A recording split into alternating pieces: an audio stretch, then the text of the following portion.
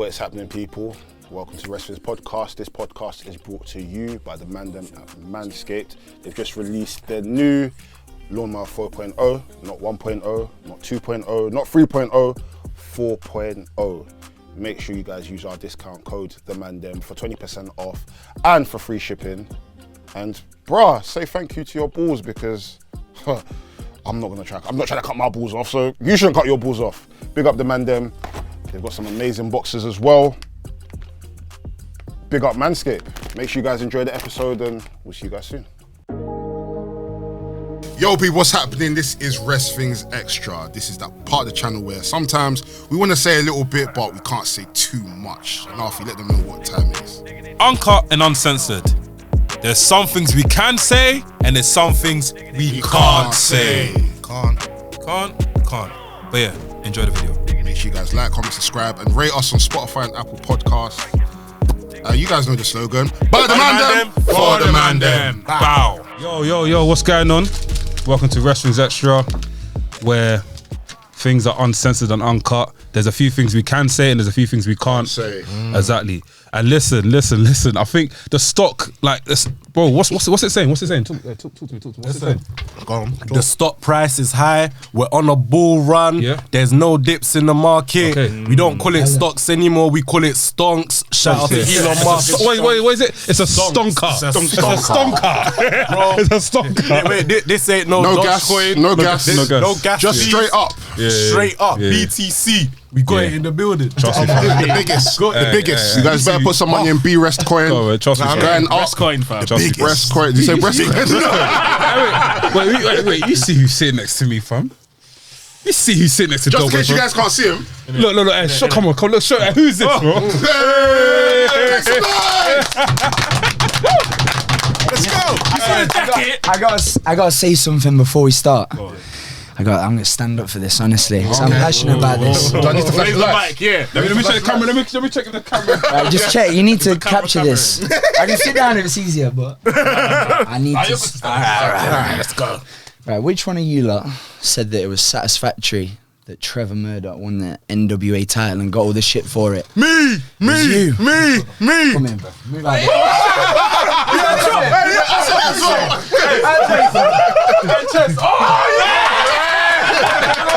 Listen, I'm gonna tell you something right now. I got Gabriel Kidd. Wrestler. Yes. Trevor Murdoch has been about it. To be fair, we all agreed. I'm pissed. Listen, I was told bad, innit? Fuck off, man. I needed to get that out there. We all agreed. I thought I was gonna get beaten up. I thought someone's gonna hold a chesty, bro. I said to myself, I was gonna get chopped. That's what's up, Trevor Murdoch. Yeah, man, because people need to understand Trevor Murdoch's story, bro. Back in the day with Lance Cade, WWE wasn't getting the recognition. He was always a great wrestler. Always came from the school of Harley Race to come onto NWA and prove his point that he has to be the fucking man. And now he's the fucking man. Yeah. Yes, man. Went to Japan, went to Noah, had the big matches, did the main events, never got the recognition for it. But now, him on that stage, the build to it, he's killing it, man. Yes, for him, man. I'm like... Killing it. That's where you can look back, because wrestling sometimes, as a wrestler, it's not how you want it to be sometimes, but like he just grinded it out and look, it paid off. Do you know what I mean? That's what it is. You gotta think of the long game. Super happy for him. Yeah, good for him, man. In front of 30 people still. I think your boy's coming through now still. The 30th entrance. And Kizzle. Hey, tell him for the camera. Work down TDM.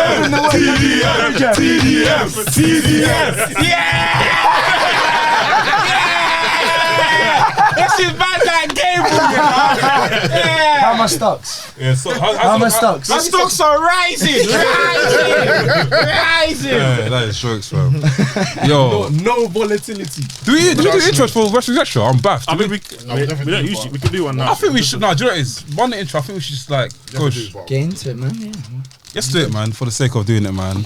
It's a full professional Nafi, formerly known as VHS Pappy. To my left, I've got Gabriel Kidd. New Japan Pro Wrestling.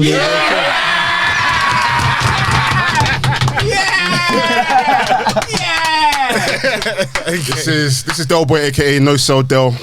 That's annoying me now, you know. Man said to rap. What is wrong with you? Don't send them out. You fucked up.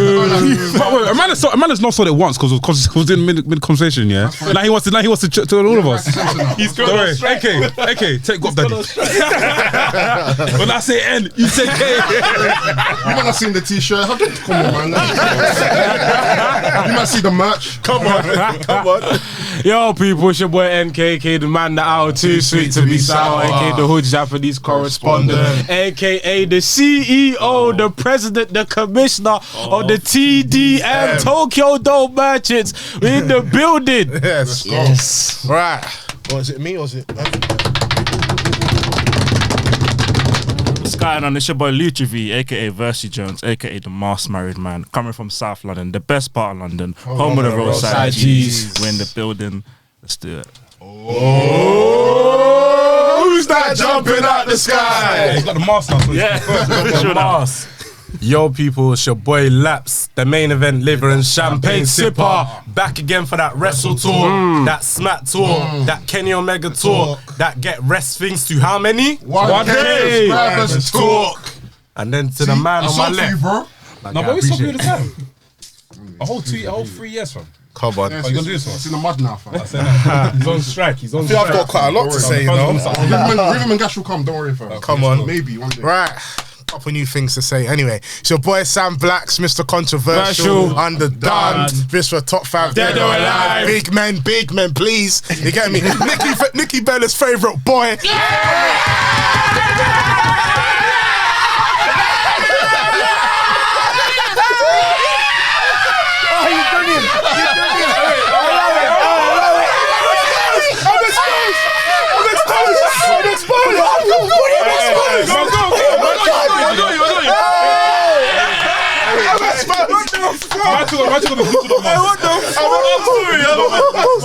Got you into it. I'm exposed.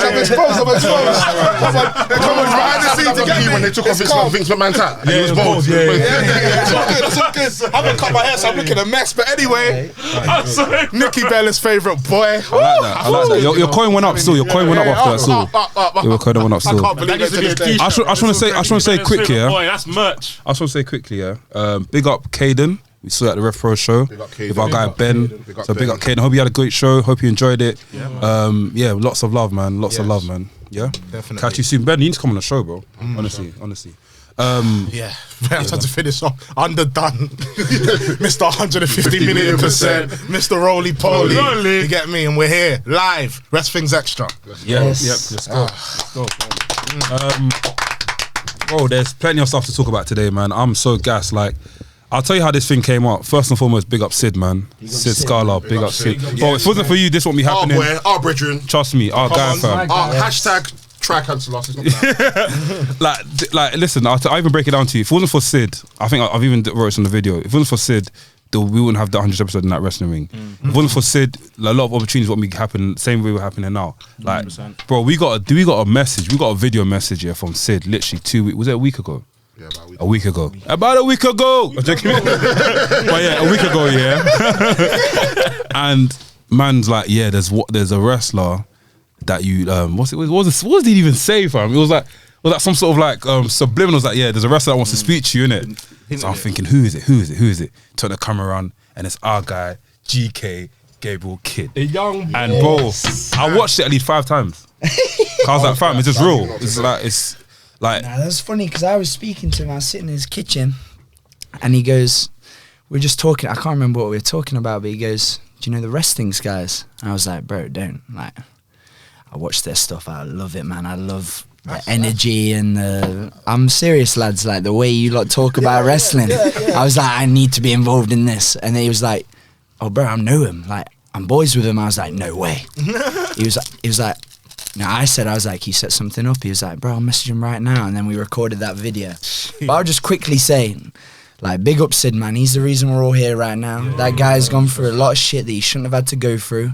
And, you know, like you just said, if anyone wants to come at me on Twitter or say anything, don't, because you don't know shit about the situation. You don't know any of the people involved.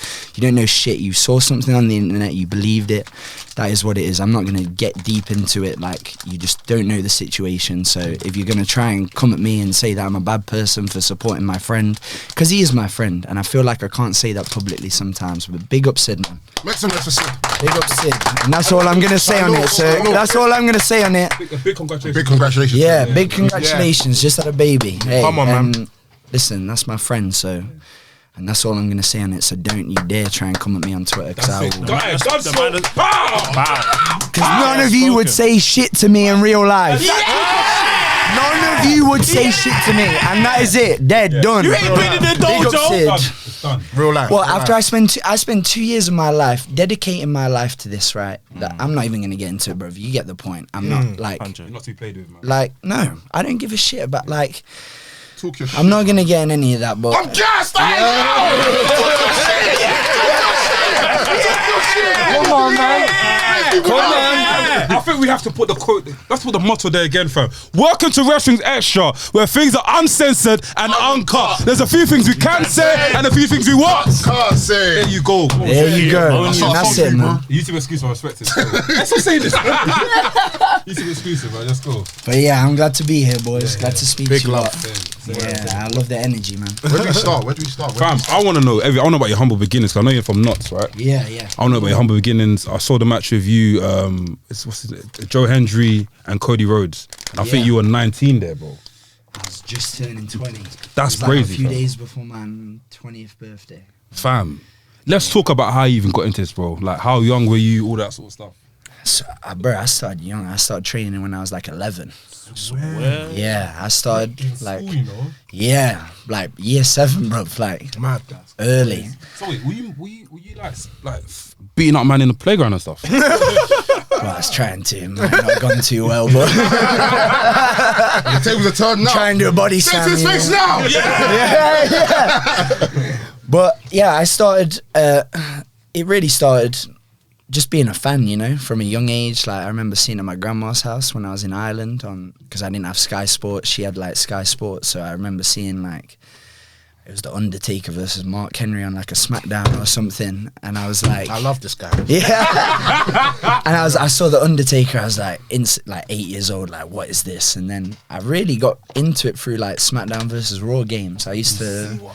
Yeah, that's the thing that isn't talked about. Like, that is one a of big us, culture now. Like when they started making them games, like 2007, 2008. That was a big. That's how a lot of people that I went to school with, that's how they got into wrestling, you know. And I like got in through then, and then I was going on holiday with my family in Scotland. Not really a holiday, is it? It was nice though. It was but it was like the Highlands. It wasn't like Glasgow, you know what I mean? But I was going there, and then I picked up a magazine, Fighting Spirit magazine. Okay. And it had an advert for like training schools. And like back in 2009, I don't think a lot of people realised, but now there are so many wrestling schools. Yeah. Back in 2009, bro, there's like 5 like good ones. Yeah. And it was like this part of the country, this part. So, and one of them was Nottingham, luckily, you know, because if it wasn't Nottingham, I probably wouldn't have even, just because it would have been, I was, 10 years old, you know, and obviously my parents had to take me places, but because it was down the road, I like pestered them for a while, like, hey, I really want to do this, like, can you take me along? And they were like, eventually, like a bit later, they agreed to it, and they were like, well, I'll just say now, if it's like anything like UFC, then it's cut off straight away, like you're not doing fighting. Yeah. I was like, no, I didn't want to do that. I just wanted to do wrestling. And then went down. I met a guy called, it was my original training school, was called the House of Pain in Nottingham, ran by a guy called Sticks. Right. We got Big Sticks, my coach, my original coach. Sticks is a raw name, you know. Trust me, Like, you can't fight someone called Sticks. And his name is like, the full name is the Heavyweight House of Pain Sticks. And bro, I'll show you a picture of this guy. I can already see. He is yeah, serious. He is big. But he wasn't there. He was away wrestling, so it was one of my friends now, like Brett. He Bam Bam Barton's his wrestling name, and he like showed me through the ropes, and it was just instantly like, I need to do this every week. But it was only like every Sunday, you know. So it was like just every Sunday I'd be there, So wait, every Sunday morning. That's mad because what I'm picturing is so when I was growing up, I went Sundays with football, Sunday league. So instead of Sunday league, you're doing wrestling, fam. Sunday I wrestling. was doing Saturday football at that time too. I was doing Saturday. Wait, you're a baller like that. You play football like. No, I did until I got into wrestling, and then it like fizzled out, and I became all in on wrestling. But I was like up until like age like 12, I was really in on football. I was no good, but I loved playing it. But then they took me down, and it was like I was just like an 11 because I was watching. I didn't have Sky Sports, but I had Sky, and I could watch like a recap of WWE. Yeah, it's a Saturday morning. On the Sky One. Yeah, 10 a.m. You know the one, fam. You know the one. Yeah. And it's like back to back. Bottom It's line, like, fam. Bottom line. That was yeah. It was like that, and then after it was like an hour of Superstars. Yes. So that would be my wrestling fix. Like that's how I watched wrestling. But then because I didn't have that, I got into like TNA. Yeah. So I grew up Wrestling watching. channel. on Dave. I grew up as on well. Dave. Yeah, it was Dave. It was Dave. Bravo thing as well. It was on Bravo as well. Wrestling channel. They had They were it on at a certain lot, times, like, but yeah. Dave Wrestling Channel. It was Backstreet Channel. That's what Wrestling they were Channel on. was 411. Spike, Anyway, Spike TV. Spike like- TV. Yeah. And then I was watching that, but then I just I was a kid, so like they were teaching elbow drops. I was just seeing what I was like. They would be like, okay, this is how you do an elbow drop. And I'd instantly just be like, Scott Steiner. I'd bring all my mates down. I was like, hey, come like, but there wasn't a wrestling ring at this time. Like when I started, it was just like judo mats, Okay. But I didn't care because I was like in there. And I was the youngest by a long point. I think the next like person up was like 19 and I was like 11. Mad. So it definitely like, I think wrestling as a whole, my whole life I've grown up around people that are older than me. So I've always been more mature in that sense of like, when I was like 13, 14, like obviously you do shit that 13 and 14-year-olds do, but when you're around older people, it's like, hey, that doesn't like cut it in the adult world. So I learned a lot, and I really appreciate those guys for essentially helped shape me as a man. But that's how I got into it. Like I just kind of found it in a magazine and there was one close to me. So I was like, I need to do it, and I just kind of never stopped. That's it. And look what you are now, fam. And look how because obviously I watched the when I watched the WCP, was it Defiant Wrestling at the time? Start WCW changed. Yeah. I feel like your style then is different from where you are now, 100%. Definitely. And I can therefore, like NK was saying, like bro, you can see the Japanese influence when he was watching the thing, and I want to know about your LA dojo experience, man. Even before that, let's really talk about how it was in Defiant. Yeah, let's talk about Defiant, in fact. Yeah. Well, that's a good point, and I can like look back on it now and like fully understand it and break it down. But the way I was wrestling then was how I thought I should wrestle for people to like me. I hear that. Do you know what I mean? Like, because the thing is, as a wrestler, like you want to get the fans invested in you, and I was watching what other people were doing. And I was doing that, like the dives and stuff like that. But I never like really, I was always fascinated by like and this is like credit to my coaches and like my mentor, Joseph Connors. Like, Big up Joseph Connors. yeah, big up Joseph Connors, man. He's my guy. Soft. Yes. Soft pro. Yeah, Soft Pro. Shout out Shotty too, man. Yeah, I was big up speaking to him last week. I met him for the first time. Yeah, Yeah, it's crazy because I grew up watching that guy like battle rap and shit. It was mad. That's the same thing. We grew up watching him, and then all of a sudden fans of us like Don't Flop and that. I was like, it was mad. Crazy. But what was I saying? Joseph Connors. Yeah, just like his influence on me really, like I was always fixated as a wrestler on like not the big moves and the crazy stuff, but the fight feel and the like that Japanese, like that's why I like sway so much to the Japanese style, because that's what like I think pro wrestling is an opinion. Like this shit on TV that people do and I just don't, I see it and I'm like, this ain't pro wrestling, and it's like people think it is, but that's like my opinion, because there's a lot of people that to them that is pro wrestling and they like it.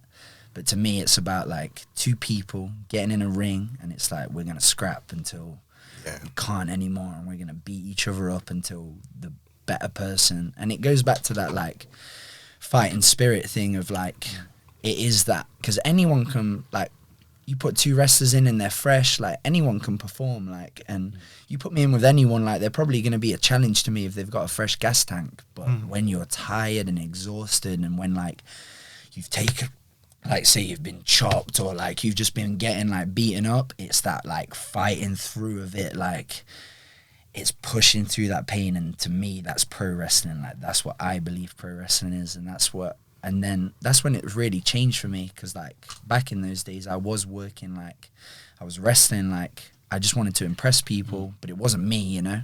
Do you feel like, so you see like the impressing sort of type of wrestling, do you feel like it's a very American style wrestling? What do you mean? As in like the whole like, okay, cool. Like high flying and all that stuff. Not high flying, as in like you wrestle. Like, okay, you know how American wrestler works. Like, yeah. The whole like, you know, chopping to the crowd, to the audience, back. Do you know, back and forth. Like let me get a good example.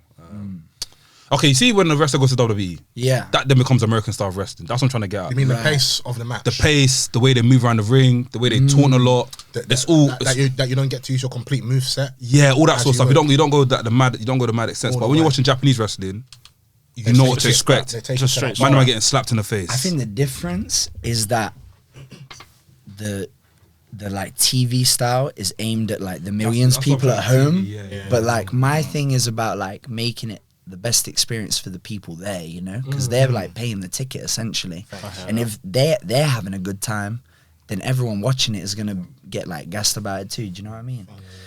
So, and that's just the people I was like raised up around in wrestling and in life, really, just kind of like instilling that into me. And that's why the LA Dojo reached out to me like so much. Like my friends were saying to me like, you'd be a great young lion. Like people were saying it to me from when I was 17, and I just kind of never thought about it. But when I was really trying to like make it, and I decided that Japan was where I wanted to go, I had no interest in like wrestling in England anymore. Like even though I was never seen before I left as like a top guy. Like I was always just kind of seen like, oh, Gabe's good, like he's finding out his stuff, but I was never like seen at that level. But I didn't care, because it was like, I just want to go to Japan. Like that's where I want to be. That's the kind of stuff I want to do. I want to learn about it, and like, because I was trying to do it, my only like knowledge of it was like watching tape, you know. So I'd watch Stan Hansen matches, and I'd be like, I gotta wrestle like this. And when I was wrestling like it, I was like, well, that didn't work there. Something I like threw something, he managed to like duck underneath. So I'm like, I didn't understand what I was doing. I was doing it. I was wrestling the way I wanted to wrestle, but I was like doing it because I'd seen someone else doing it. But now I like go in there. When you fight those guys in Japan, like you understand it, you know. You get very quickly, like if you're in there with like Nagata-san every day, like there'd be days when we'd have tag matches or singles matches against Nagata-san, like you learn a lot, you know. Sorry. Yeah. I get my levels up. It's cool. It's fine. Yeah. It's picking up, innit? Yeah. No, all good. Leave Now it. speaking on your time in Japan, obviously. Yeah, come on, NK. Obviously, like I've watched tapes of the LA Dojo, and then how was it like in the LA Dojo, especially in terms of like instilling discipline to you as a wrestler? Because it's like a lot of like Japanese culture is about respect, even about, you know, I don't know, I've heard like some of the stuff like the young lions have had to do in terms of like cleaning up after the dojo. Talk about that type of stuff and how like instilled like discipline in you. Yeah. Well, I'd just say like right now, and I tell people now I've like come back and like finished that part of my life, I told it like made me a man, you know. Like I left England, I was a boy, I lived at home, and I was very like, but you go there and, you know, you very quickly learn how to like grow up, and essentially like made me a man. But it was part of that, because it was like so structured. You wake up and like you wake up the same time every day, and you go and clean the dojo, and then you gotta make other stuff ready, and it's a big place, you know. Like you can see it on Google Maps, it's a big building, but there's every room that has to have something done, like the bathrooms or the showers and stuff. And then the gym, you got to clean all the gym and like wipe everything down. If weights are out, you got to put them away. It's just like a lot of like jobs, you know. It was a job. That was the thing. It was like wrestling before, just because I loved it, and I've always loved it. It was like when I would get booked on a show at the weekend and go there, it would be like, well, this don't feel like work. But, you know, every day when you wake up at the same time and you got them set responsibilities, like it becomes, I didn't stop loving it, but like it was a job, you know, because you had them, they were jobs you had to do as part of your role. But it was like, and that helps you get in a routine and like structure your shit, rather than like I gotta do this, this, and this. I'm gonna do it, but it was like, no, 8 a.m. you have to be here. Like 11 p.m. this has to be done like every day. So it instilled that like, and even when you're like with the training stuff, they just tell you like, not good, do it again. Not good, do it again, and it just gets you used to like, all right, if it's not good, I have to do it until I can't do it. Like until either I physically can't do it or I get it, and when I get it, I'm gonna keep doing it until it's as close to perfect as it can be. Speaking of getting it close to perfect and like maturing, I saw your match with Eddie Kingston, and before that was an amazing match. But even before the match itself, I saw the promo, and you were saying there's someone that you look up to. Yeah. Like, how was it then having a match with someone you look up to? And again, the fighting spirit you spoke about, how was it going through that with a man you respect? I'll be honest, bro, it's like hard at the beginning because you're looking at a guy, you have to really like switch off, because I'm looking at like, I make my entrance and I'm there and his music starts playing, and as soon as his music starts playing, you're like, oh, that's Eddie. Like I've seen Eddie in the UK, we've had like good chats, and like it's someone I look up to, you know. But you have to be like, there's that split second where you're like, no, he's my opponent, like don't matter. Like you have to throw it all out the window, like, and that's just how I approach every match. Like, and people were like, I've got this recently just from the way I wrestle, and I completely get it too. But like, the way, and you lads know when you was in York Hall, like when I was beating on Akira, like I was getting a few boos, you know. Were you? I was There was like a few. people. There was a few. People. Do you know what it is? Where York Hall is, yeah. When people are saying stuff on the other side, I can't really hear. Yeah. We're gaffed, It's like, loud, oh my bro. gosh, Yeah. Loud. So people booing you. People were booing me. People were booing me last night. Like every match I've had back since, there's been at least like one. I've heard like boos in every one, and I get it because like it does look like But my viewpoint on wrestling is that like I had no beef with Akira. I look up to him. I used to hang out with him in Japan. We went for pizza together and stuff. But like this is my first match back in England after 2 years of being in the Japanese dojos, and I'm not playing games anymore. Like I'm not too many wrestlers dilly-dally around and like, oh, I'm gonna like show people like the technical like I ain't I'll technical wrestle anyone, but I'm gonna put my knee in your face and like make you uncomfortable and like if you're my opponent, you're my enemy, bro. Like that is it. That is it. Just like, you saying that, I can't wait to see you at Terminus. Like I can't wait to see you at Terminus. Me too. Wait. No, I don't think we're meant to talk about it, but I'll leave it at that. Actually, let's talk about it because it might even. You can always cut it out. I can always cut it, exactly. Yeah. But this is uncut though. It's alright. If it's sweet, okay, do you know what? I'll speak like this. Okay, cool. The match of Jonathon Gresham. Yeah. Is that gonna be at Terminus? Is that gonna be in a different? Because I know I know he's meant to have a match with him. I wrestled him. You wrestled him already? You done already? Yeah. I wrestled him last night. November, bro. Did Damn, you? bro, New Japan strong. Oh, fam, I missed it then. I had to go back. Yeah, and watch it. no, I'm not wrestling. I don't know. I haven't been told who I'm wrestling at Terminus yet, so I don't know if it's Gresham. But yeah, I wrestled him. Yeah, that was my first match back after like taking that time off. Shit. How did that match go? I mean, bro,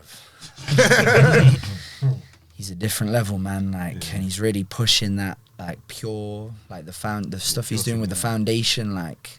It was the same thing as Eddie. Like I just look up to that so much because that's the style that I love, and like the more people that are talking about that and like speaking about it and promoting it and making it like a predominant thing, and people love watching it. Do you know what I mean? Like it's a style that is so like people love all that stuff. So it was special, but I had a bit of ring rust. I ain't gonna lie. Like that's why he caught me like in something that I've probably kicked out of 1,000 times. He just caught my leg in something that I couldn't think straight, and like in hindsight I couldn't relax either because I was so like it's my life, you know, because I went through that stuff last year and it was like a big part of my life when I was like struggling with mental health stuff was that wrestling wasn't. Do you want to talk a bit more about? Cause I do, bro. I really do. That was a very good segue. What you were saying was very touching because there was a moment in November where we were talking about a lot of mental health and we were saying how important it is because when things get dark in terms of time and stuff, when things get dark in terms of time and stuff,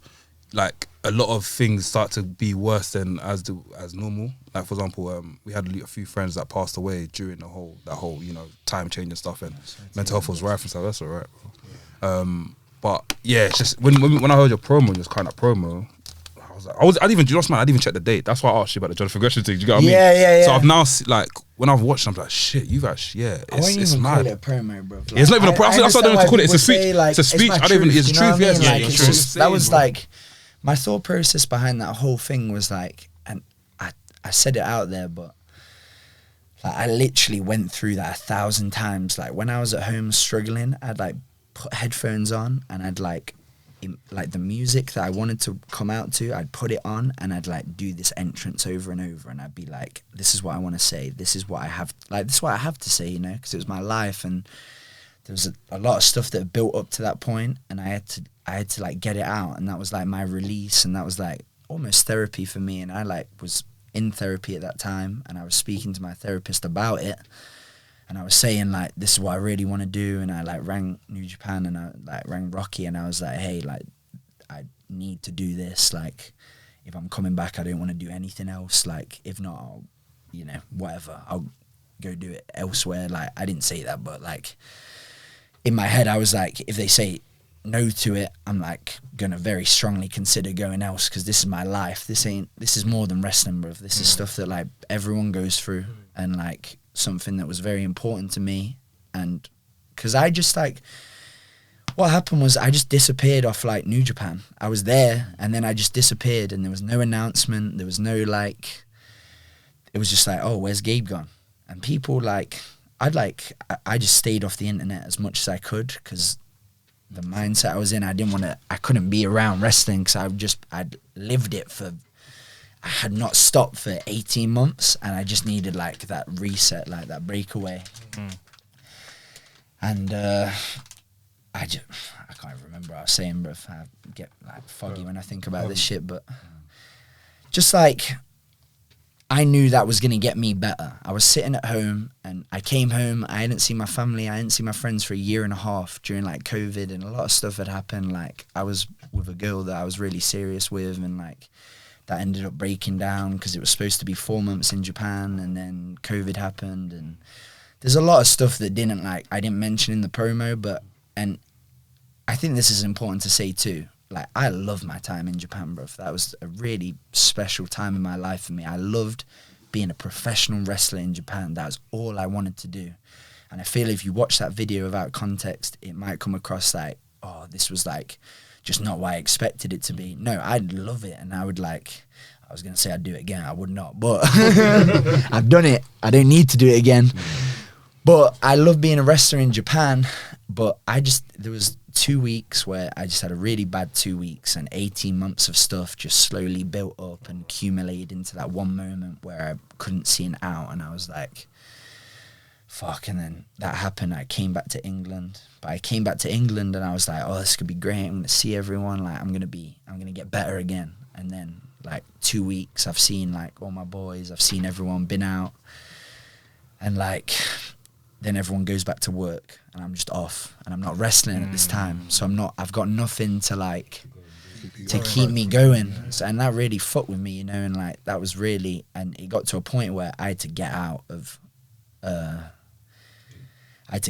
England. Like it felt like I was a new man coming back to an old place, and I just couldn't, like, I needed to like get better, and the way to get better was to get back to like wrestling and the next chapter of my career. Because I knew that I was on the way out of being a young lion. Like, I was coming close to the end of being a young lion. So then when that happened and I left, I was like, well, when I come back, if I just come back the same, like, what's that? Like, that's not... I got to come back and be like, no, like, I'm a new man now, I'm different, like, I'm better. And, you know, I just needed to get back there, but it was a journey, you know, and there was like some visa complications, and I couldn't, like, my US visa had run out, and I tried to do it at the London embassy, because they locked it for like lockdown. There's like, I couldn't get an appointment. This was June last year. I was trying to get an appointment. I couldn't get an appointment until March this year. Damn. So I'd still be waiting. I still wouldn't have had an appointment just to set it up, like. And I was like, so then I had to go back to Japan, which was like, I didn't want to do that at the time, but I had to sit down with my friend and be like, he had to break it down and be like, well, you can either sit around and like, you're not enjoying it here and you don't like it here and you're not getting better, or you can, you know, I know it's going to be hard, but you do that 1 month in Japan. And I was like, no, you're right. Like, I need to go and do that. But it was like the process of like getting back and like, it was a stressful one, but. And even when I got back to wrestling, like, I think what I did was put timestamps on things. I was like, oh, when I get back to doing matches, I'm going to be great.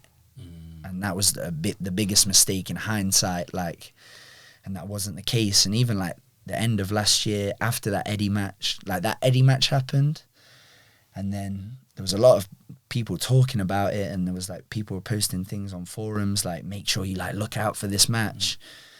And it was like, you know, that was the match I always wanted to do and was someone I look up to so much. But it was like, it was overwhelming with the mental state I was in. Like, and that's why I look up to Eddie, because he said in that Players Tribune article, he was like, I find it hard to accept the love. And I really relate to that. Like, right now, like this week, I'll be honest with you guys, like last weekend, best professional, like probably the best weekend of my life. Like, because this is my life, and I like dedicated my everything. I've like the past 10 years, everything has been based on wrestling, and I've made decisions based on wrestling. And that feeling of like paying off. Just it felt like I was always I watched that match back with Akira. I was like, that is the wrestler I've always wanted to be, and I haven't figured it out until now. And now I just feel like untouchable. Do you know what I mean? Like, I'm just ready to go. But this is what I wanted to bring up though. So I had that weekend, and then I wrestled Yota Tsuji, who was like, I lived, and I lived with him, and it was in Nottingham, bro. Like all my boys were there, all my like family, friends, like, and then the fans knew I was from Nottingham, and it was just sick. It was sick, bruv. And then, but I had such a good weekend, and like Wednesday and Thursday, the past week just gone, I had such a bad crash, bruv, and like I had a real bad like mental time, because I'm getting like all these, my phone's blowing up, like I'm getting all these messages, people are sending me like, oh, Meltzer just gave you 4.5 stars, like everyone's talking about, like people are tweeting me, messaging me like, you're one of the best in the world now. And it's like, it's pressure. Just like, it's just overwhelming, bro. You know what I mean? Like, and I just like, on the Wednesday, I turned my phone off, and I just had to like, block it. I went to bed like at 6 p.m. or something. I was just like, I need to, and even Thursday I woke up and like, I had dips throughout the day, but I know how to, I have a better understanding now of how to control my emotions. Yeah. So I'm in a lot more control, but it is like, you know, that's why I look up to Eddie so much, man, because when he speaks about stuff, he speaks about it how I feel about it, but there's always been that like stigma of like, oh, come on, like it happens to everyone, like just get on with it. But I'll tell you right now, anyone, like any of the old, like that was a very old thing. When I got in British wrestling, there was a culture of like, the old heads, anything the old heads say, like that's gospel and you need to listen to them. But how are we ever going to move forward if we're listening to the guys from the 80s, bro? Do you know what I mean? And someone said that to me yesterday, and it really like, it related to me. But there's that stigma of like, get on with it. No, that's done. Like it's 2022. Like people need to take care of themselves. Like, exactly. Because if you're not right here, how is your body going to perform? How are you going to like, how am I going to go into a match when I like, can't mentally focus? Do you know what I mean? You can't deliver. Exactly. Bro, that's nuts, man. Proper nuts, man. I know you have a question about Shibata, right? I know you're loading it. Hey, NK, come on, man. I've got a quick question. What was it like working with Josh Barnett? Yeah, that guy. I appreciate Josh Barnett, man. Since I moved out to California last September, and like I've had the chance to go and train with him a couple times, but you know, that's when you realize, because I started training jiu-jitsu in Japan to help, like as a young lion. Like I was doing the dojo training, doing my stuff in the dojo, and then I go to an outside like jiu-jitsu gym, because all these guys like Yuya and Tsuji, like Yuya was like a West Japan national amateur champion. So when he was like grappling with me in the ring, I was just getting mauled. Like he was just all over me, and I was like, I need to get my grappling better. So I went to jiu-jitsu, and I've been on that, and it's something that's like really a big part of my life now, and something that really like helps me, and like it's part of my day, you know, and it keeps my mind right. But I went to Josh's gym, which is California MMA, where like Victor Henry, who just fought in the UFC, he was the underdog who like everyone thought was gonna lose, and he just walked the guy down and beat him and won by decision. It was an incredible performance. And Chad George, like a Bellator vet, like that's his gym. Yeah. But like their gym is like, it's an MMA gym. So when I train, it's like jiu-jitsu, and there's certain things you can't do, like neck stuff and like toes. But so like it starts from the floor. Josh is a cat. No, so like you can start because people like pull guard, and like if they think the position is better from the floor, they'll go to the floor. But it's like you can stand up and wrestle. Okay. But like Josh's stuff is more like the submissions are just very different, because he's a catch wrestler, which is like Minoru Suzuki, like Frank Gotch, those guys like catch wrestling, which is like neck cranks and like forearm, like face bars, and like he would just tap me out like every time, but it would be the most painful stuff. Like, and when you get tapped out, obviously it's painful to a point you have to tap, but like it was just, he like tapped me once when he was just on top of me and just like squeezed my head into his chest, and I couldn't breathe. Damn. I was just like what do I, like I'm trying to like put him up and like get him off, and this like big war master's like sitting on top of me, like squeezing my head into his chest. I'm like, I couldn't breathe. There was one point I was like, you know, when, I don't know if you guys know anything like about grappling or you've done anything like that, but when you like get close to passing out and you start going a bit like, it goes a bit starry. When you the feeling of almost getting ready to pass out, I was like there, and I was like, I'm gonna die. Like, this is it. Legit, I was like, this is the end of my life. This is how I'm going out with Josh Barnett's massive chest in my face. You know what I mean, bro? But no, I'm really grateful for Josh, and he's put me in contact with some like big grapplers in England. I'm going to train with one of them tomorrow.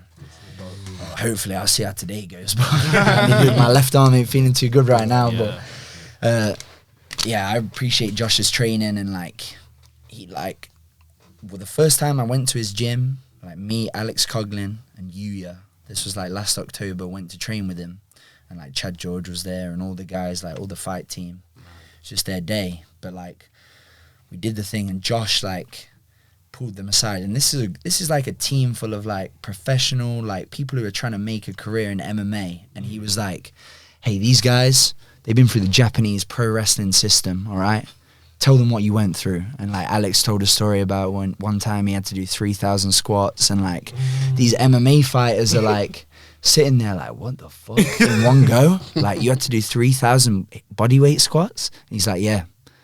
It's like, yeah, that's what we do. And like the way Josh talked about it, like he has that respect for pro wrestling, bro. Because Josh Barnett don't need to like put over pro wrestling. He was a star before he even went to IWGP. Bro, he's the former UFC heavyweight champion. Like, he's as legit as it comes. And he was sitting there in the room like, hey, no, these guys put in the work. Like, he was like telling people like, I think, well, like they were telling people in the gym like, this is work. Like, don't slack off. Like, we're not here to have fun. We're here to get better. Like, and he was like, these guys, you think when they're in the dojo in Japan, they like laugh around? No, well, they're squatting, screaming, shouting, like pushing through everything. And to see that, like, and someone knows his level in like mixed martial arts, because he's respected by so many people, you know, like, because he's done so much and he should be. But to hear him speak about pro wrestling like that in front of like MMA fighters I respected that a lot, and it really made me like look up to him and like the respect he has for pro wrestling. Because I sort like,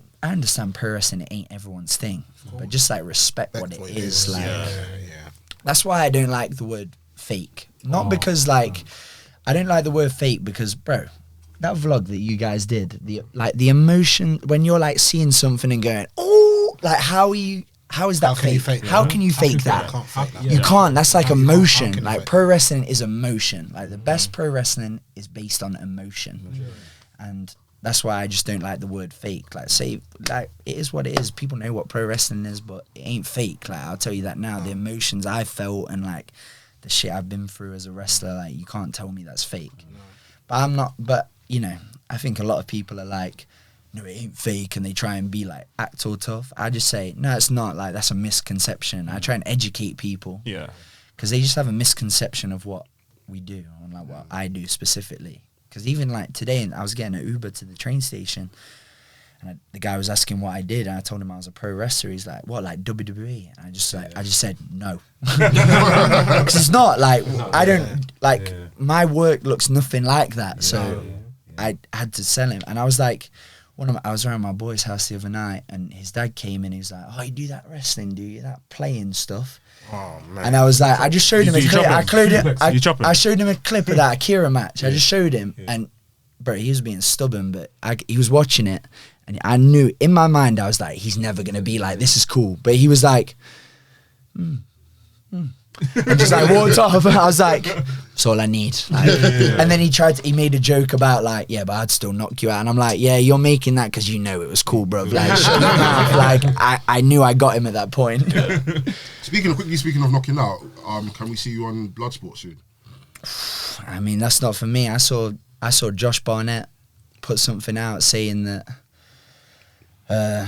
like wrestlers that want to be on Bloodsport should hit him up. So I'll say right now, hey Josh, you know where I'm at. I'm in California, and I'm gonna be in Dallas. So I'll fight anyone. I don't care. Like, put my name in. Like, this is I'm not gonna, you watch this and you decide whether you want me in. That's it. I'll put that out there.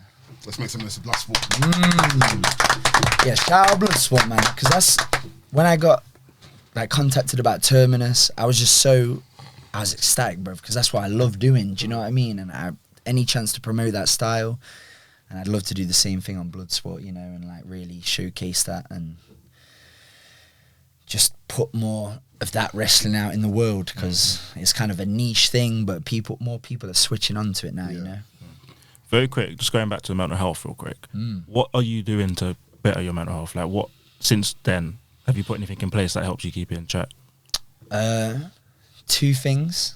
Well, I'll say right now, the past month has been crazy, just so busy, so I haven't had a chance to speak to my therapist. Right. But I sent him like therapy was the one, bro. Like, just speaking to someone every week, like, really helped. And this guy was like, he used to be a pro wrestler. His name, shout out Chris, my boy Chris, my therapist. But he used to do like a bit of wrestling like 15 years ago. So he knew, like, he did shows with like Sheamus and Wade Barrett when they were like, when they were like not known. Oh, no, you might have been on one of the shows. Yeah. he used to go to like, what was it? Like Butlins, yeah. Oh yeah, well, I think he did like the puntings around Wales and stuff. What a coincidence that your therapist used to be a wrestler. I know, bro. I know. I'm mad. No, it's everyone just zoned in. It's picking up anyway, so it's gone. But yeah, therapy, and the second one that I've only really figured out this year is like mindfulness. Being like, being aware, bro, like being in the present, because I would just stress about so many things. And like, even the other day, and this is what like helped me the other day, when I was like, I had a bad patch in it, like very overwhelming. I had a bit of a crash, and I just had to like, I had that nap, and I woke up, and I like had to take a step back out of the situation and be like, okay, like, the reason you're feeling this way is because you're seeing all these messages and stuff. So how can we like prevent you from like feeling those okay, turn off your phone. Like, just understanding that. Before, it would be like all clouded and I was confused and didn't know. But he really like about mindfulness and like being in the present. And jiu-jitsu helped me with that too, because a lot of the time I was just thinking about, right, I want to Kimura this guy, or I want to armbar this guy. But I wasn't thinking about where I was at the moment. So I'd just go for it, and they could see it from a mile off. Right. So, but then, like, I read Hicks and Gracie's book, and it was talking about, like, you need to become, like, comfortable in uncomfortable positions. In terms of, like, if a guy's on top of you smashing, like, just get your... That sounded a bit wrong. Fuck me. If a guy's on top of you, if a guy's on top of you in the full, if a guy's, I'm gonna let you finish. I'm gonna say on the real one. Man like Gabe.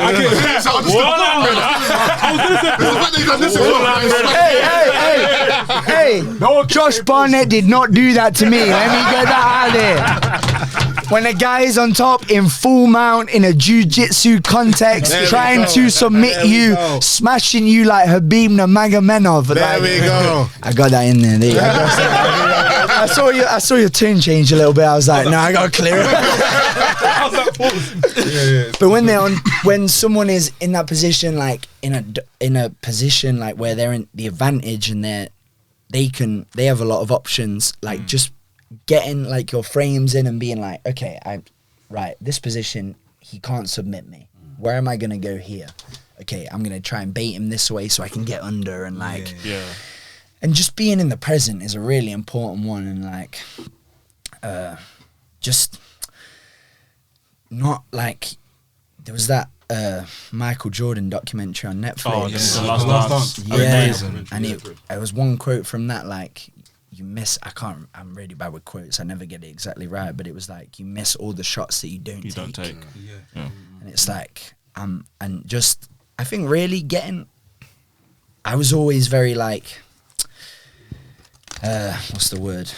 Like if someone said to me I'd do something wrong, my mind would just like be on defense mode, like, well, no, this is why I did it, like, but just learning to be like, and it's still hard for me to do sometimes just because I was like, that's how I've been my whole life, so I'm trying to control it differently now. But if someone says to me like, that wasn't good, being like, okay, and listening to them, why wasn't it good? Like, how can I take that? And that's when like things started picking up, you know, and really just kind of, I'm not afraid of losing. Like I lost almost every one of my matches in Japan. Like I'm not afraid of losing. Like I don't lose. I either win or I learn, you know what I mean? You take things away, you take an L and you take it away and you work on it and you come back, you know? I got a question, bro. Yeah, bro. How do you say your physical transformation kind of helped you mentally? Because definitely. You 3 years ago is completely different to you now. Bro, I was 250 like The pounds. beard as well, fam. It's giving you the thank extra. you, You bro. got to Yeah. I know the girls are feeling it. Yeah, well, they need to hit me up then. Where you at? Where you at? Hey, listen. I'll tell you what you mean. I'll say this right now. Since I've been back, I got a few DMs after a few shows. I got a few DMs, but here's my thing. They're like, oh, I didn't want to like come and talk to me. Like, I will talk to you. I will just talk to you. Like I'm an approachable guy. Like don't message me after, because then I'm 3,000 miles away. Like I'm on a plane back to America. Like quickly, man. Then what's something you can say in wrestling, but in the bedroom also?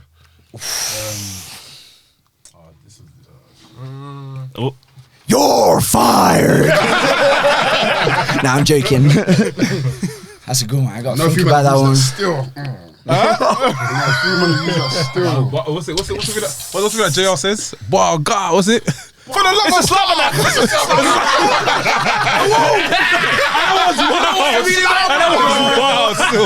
That one's wild. Puppies. The puppy, yeah, that makes sense. Like the king is funny. I know one thing. Ron Simmons.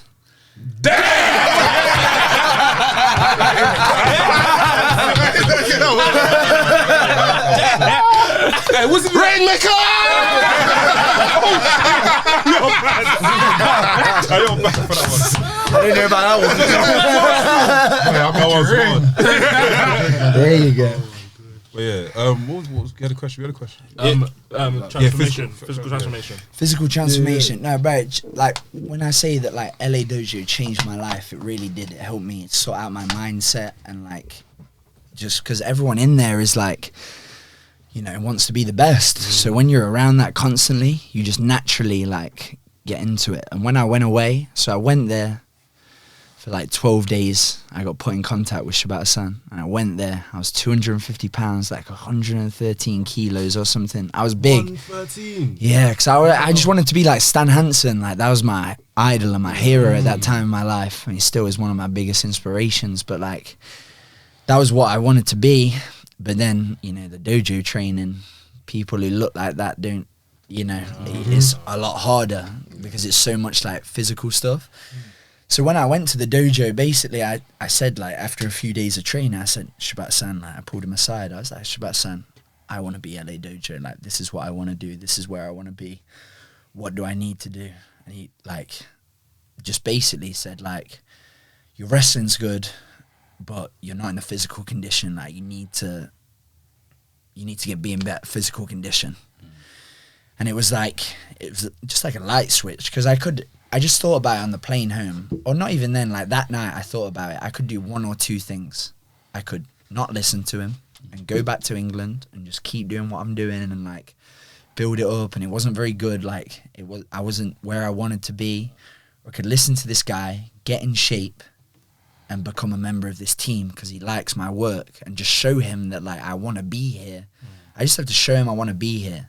I lost 50 pounds in 3 months. I was just on it. It was like a light switch. Like my life just changed. What was you doing to lose that? I was doing the dojo training. I messaged one of my good friends, Yestin Reese, who's a wrestler, but he also does like bodybuilding. He's ridiculous. He's huge. And I just had no understanding of like, because I was just eating food to try and get big. Like I was just making like steak and egg burritos every day, like just trying to eat to get. I was like eating like a power lifter. But then I messaged him like, hey, I don't know anything about diet and training. Can you like help me out? And he was like, yeah, sure. And he like, I can't thank him enough. Like he put me on the path and like. I've seen you munching this. I'm even feeling a bit like. I'm touching no more, bro. I've got to stop this sweet man. Them, you know, I might have to cut out. You know what I mean? When the camera's off, don't mind me. The reason why my belly's under the table. It's not. But it was just like, before I would try and like lose weight at parts, but I was just not interested because like I had like a tryout in a company like that was set up, and that never happened, but it was like set up, and in the lead to that I was never thinking like, oh, I need to be in shape. Like I was just gonna walk in like not really prepare, like because I was like in my head it was like a good opportunity for me at the time, but it wasn't where I wanted to be, so I didn't care about it, you know, really. It was just like go there so I can put it on my resume, and then like to go other places to go where I'm going. But then because like I wanted to be a part of it, it was just like night and day. Like I just got back and dieted like straight away, and I did like a month, and in a month I lost like 11 kilos. Something crazy, like it was fast. I was fasting as well. I was fasting for 16 hours a day, eating for 8. But I was eating a lot of food, like, because I was training a lot. I was training twice a day, dojo training in the morning, weight training in the evening. And like a month after I got back from LA November 23rd, 24th. I messaged Shibata-san on December, like a picture of the scale, and I'd lost like 11. And I was like, hey, like, just to let you know, like, I'm working. And he was like, good. And then in hindsight, like, the boys have told me now, but he would, like, get those messages and show them, like, hey, Gabe's, like... And then he'd, like, even a few people at shows that I remember speaking to Mark Haskins at a show. And he was like, he'd been doing some Ring of Honor stuff in the States, and where, like, Shibata-san had been with the boys because they did a few, like, 6-man tags in Ring of Honor. And he was like, oh yeah, like I was at a Ring of Honor show and Shibata-san was like asking about you, asking if like I knew you and stuff like that. And it was like, that shit like kept me going, you know, like that like just solidified it. And then, yeah, I got the call like I think he was backstage at New Year's Dash 2019. And he like FaceTimed me, and it was, here's the story. So I was wrestling in Newcastle that night on a show of tapings, so it's gonna be like 16 matches, and I was on last. I knew I was on last because I was fighting for the title. So I was like, right, I'm gonna get a gym session in the morning. This is 5th of January 2019. So wait, you're gymming before a wrestling match? Yeah, I'm in at like 6 a.m, bruv. But here's the thing: I went to go to the gym, so I got the first bus available on the Saturday. So it's a Saturday. My gym is open weekdays. It's 6 a.m. to 10 p.m. Okay. That was my gym times. But on Saturdays, it's a different time. And I forgot. So I'd like got up super early, and I'd been at a show the night before. And I was like, right, I got to get this workout in. And I get to the gym and the doors are locked. And I'm like, fuck. Go park. No, bruv, do you want to know where I went? I went to the McDonald's in the center of town where all the like spice heads are, you know what I mean? All the people that don't have somewhere to go, you know? And they were there was some people off their rockers, fam. Like, and I'm sitting there, I just get a coffee and I'm sat in this McDonald's like waiting for the gym to, and I look at my phone, I get a missed call from Shibata-san. I'm like, oh, what? And I like message him like, hey, Shibata-san, I got a missed call from you. You okay? And he like rang me back instantly, like FaceTime me. And I was like, oh, hi. I'm like in the middle of this McDonald's surrounded by people that are like this in the corner, you know what I mean? Like standing just like zombies. And I'm like, are you okay? And he's like, yeah, I'm okay. Now, New Year's Dash. This year, your plan. And then he like was like, he wanted me to go and do Rev Pro. And then like he was going to then come over and he wanted to come and see me wrestle and then do some stuff in like England. And just basically like told me that, and then basically I got a spot in the dojo. So it was like that last 3 months. It wasn't even 3 months, honestly. It was like a month and a half just because he could see how much I was working. And it was like, you just see that I'd like listen to it. He told me to get down to a specific weight and I got there in like 3 weeks. And then I just kept going. And he was like, that's why he gave me a job, you know? But it just goes back to that thing, like I made a choice that day. Like when he told me that I needed to lose weight, I could have stayed the same and I would have never got that call. But I just applied myself and it just, honestly, people were like, how did you do it? And I was like, it wasn't even a thing, like, to me. Like, he had told me if I lose weight, I would have, the way I interpreted it was, if you lose weight, you got a spot. So I was like, well, why would I not lose weight? And I just never had that, like, motivation to do so. And, like, you know, I would say now, like, just what you were saying about, like, the physical thing, like, my life is so much better now. I'm healthier. Like living a healthy lifestyle, like it's good. It's good though. Yeah. Exercise is the best thing, man. Honestly, and it just keeps your mental health right as well. Clear. Like, what you listen to in the gym? I was going to ask what you listen to before a match. Yeah. I see you posted Ross's song the other day, so I was like, I'm interested. Ross, do you want to know who I listen to a lot? Do you want to know who I listen to a lot? Ghetts. What era Ghetts are we talking? What era? I'm talking. My favorite album he did, I'm not gonna lie, bro. The new stuff is like, I respect it as an artist, but it's not like, for me, Ghetts is like the first ghetto gospel, like 2014. Top 3 selected. The remix on there as well. Just Don't Know, State of Mind, Andrea Clark was in CPB's there. on there. CPB, do you remember CPB? The Yes. last track we talked about. Sick track. But like, because his like, the way he like projects his energy into his work, that's how I like when I'm wrestling. So when he's like screaming and like getting into it, I like put my headphones in before a match. I'm playing Ghetts tomorrow in the gym. Ghetts needs to see this. I need to put them on. Ghetts needs to see this. I've seen Ghetts. Bro, do you know him? Do you know what it is? Yeah, I've seen Ghetts so many times. When he sees me now, we say hi. But it's like I DM'd him before years ago and say, yo, I'll do music videos. And we'll love to do music video for you. But he was like, yeah, meet me at Stratford, we'll talk. They come up here and he didn't follow back, but I think he still follows me now. If I message him, I'll just ask. Make it happen, bro. I'll try and. I'm trying to meet people like that. There's another guy, Don Strapzy, who I listen to. Strapzy. Shout out SC Dons. I used to basically I co-founded a football team called Bay T Squad, and that was me and SC Dons. We used to basically have like this annual match every year where we play each other. But now it's the thing where like these lot can meet in like an FA Cup Sunday League thing. Yeah, bro. I'll talk to Don. I'll talk to Strapzy for you, bro. I appreciate that because I'm trying to meet people like, because those guys like.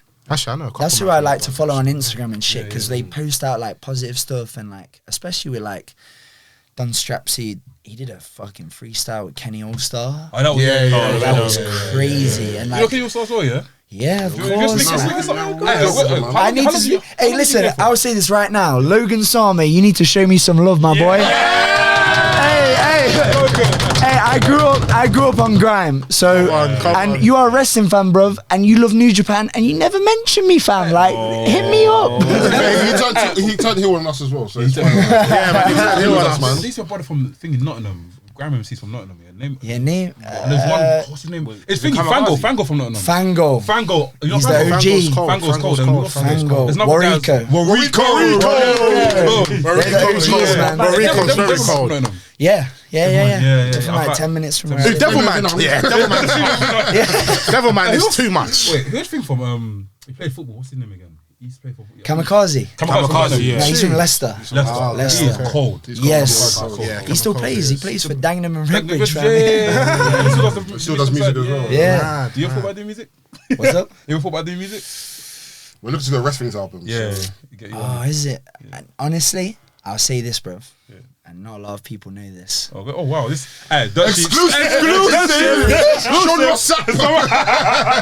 So I used to be like so into Don't Flop as a kid. Like when I was in school. No. Okay. So I was like, I grew up listening to grime, but it was like not. So when I got into grime, it was all the YouTube stuff. Like it wasn't. I wasn't listening to like Skepta or like Wiley, like any of that, until I like really got into it. I was listening to like YouTube freestyles and like JDZ Media and stuff like that. You know what I mean? Like, those kind of, those kind of things. What was I talking about? How you got into what you was gonna become? Oh yeah, right. So then, but also like watching a lot of Don't Flop and stuff. And I was like, my boys, all my boys in school was like watching Don't Flop.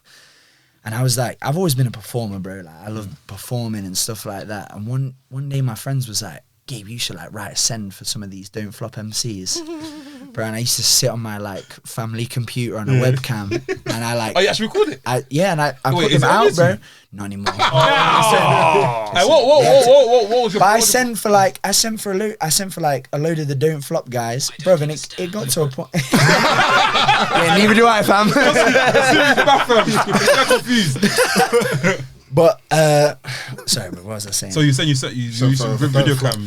I would like started sending for these like Don't Flop MCs, and some of them would like see it on Twitter. They'd like see it and respond to it, and it became like a thing. Like there's this like 40-year-old kid on his webcam like sending for us, but it would just be like I'd read all the like I wasn't very good, but it was like a gimmick, you know. It was like an act, but then it got to a point where like this T-shirt company like that were making like snapbacks, like custom snapbacks.